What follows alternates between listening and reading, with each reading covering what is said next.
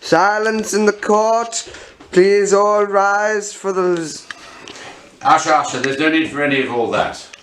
Alright, we're not in open court. I've asked you to come into my private chambers so we can interview these two witnesses very carefully. I want to get to the bottom of this before we go to open court. Is that understood? Yes, Your Honour. Excellent. Right. Have you got that thing on? Are you recording? Yes, Your Honour. Marvellous. Right. Bring in the two witnesses.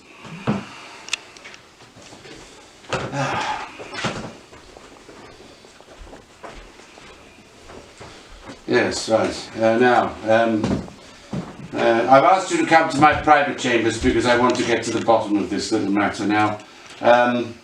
Before we begin, you must make the affirmation. I believe it's Peter, Matthew. Which one's Matthew? Which one's Peter? Peter. Matthew and Peter. Right. Do you know what this is? Surprise. Yes, it is. Now, in front of you there is a piece of paper. I wish you to both take the affirmation. Place your hands on the Bible, please. I do solemnly, sincerely, and truly declare and affirm that the evidence I shall give shall be the truth, the whole truth, and nothing but the truth. Excellent, well done, marvellous. Yes, good. Right now, you have been brought before me today. I beg your pardon. May we refer to our notes in this? Okay.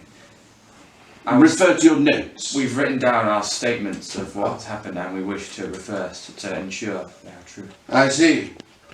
Most irregular, but very well, very well. If you wish to use your notes, please do. Now, all right.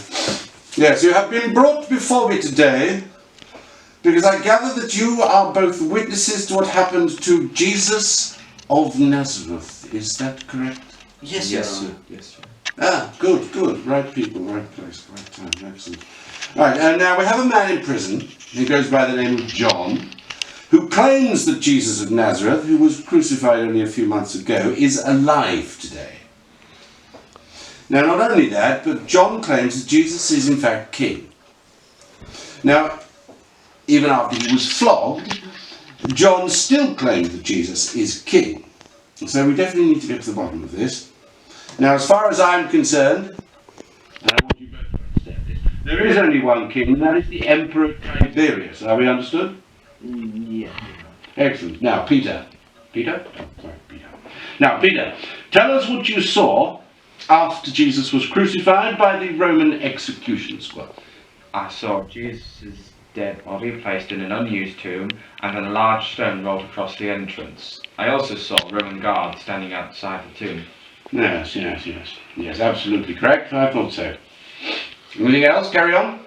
But on the third day, sir, everything was different. Some woman came and told us that Jesus' body had been removed from the tomb, so I quickly ran there to find out for myself. I saw that the Roman guard had gone and the stone had been rolled away and the tomb was empty. You say the tomb was empty? Yes, Your Honour. Jesus was no longer in that tomb. The strips of cloth that had been wrapped around his body were still there, but Jesus wasn't. I was very confused until later on that day when Jesus suddenly appeared in the room where my friends and I were meeting. I'm telling you, Your Honour, Jesus was raised from the dead and I've seen him with my own. Very well, very well. Right, it's Matthew. Yes, you. Did you see Jesus after he was supposedly raised from the dead? Yes, sir. I saw him too. Not only that, but I ate with Jesus a few times over the 40 days that he was around. 40 days.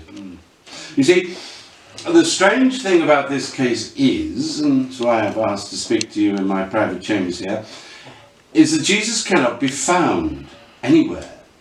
He seems to have disappeared. I'm going to ask you bluntly, gentlemen, has he gone into hiding? Oh, no, Your Honour, he is with his Father in heaven. We saw him leave Earth. You saw him leave Earth? Yes, sir. We had gathered on top onto the Mount of Olives, and when we saw Jesus, we worshipped him, and after that, he said some words to us. Well, what did he say exactly? I have it written down here. Jesus said, "All authority in heaven and on earth has been given to me. Therefore, go and make disciples of all nations, baptize them in the name of the Father, and of the Son, and of the Holy Spirit, and teach them to obey everything I have commanded you.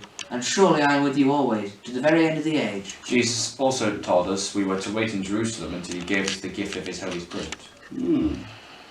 This is getting stranger and stranger. After Jesus had spoken to us, he disappeared into a cloud. He disappeared in a cloud hidden from our sight. We were looking up into the sky when suddenly we saw two angels. Angels. Angels. Whatever next? Do you want me to prosecute you for contempt of court? You do know that you are under oath to speak the truth. Yes, Your Honour, I am telling you the truth. I saw two angels and they said, Men of Galilee, why do you stand here looking into the sky?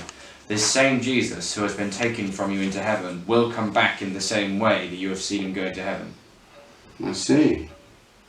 So, and let's be clear on this, what you are both saying is that Jesus has not only been raised from the dead, but he is now in heaven with his Father.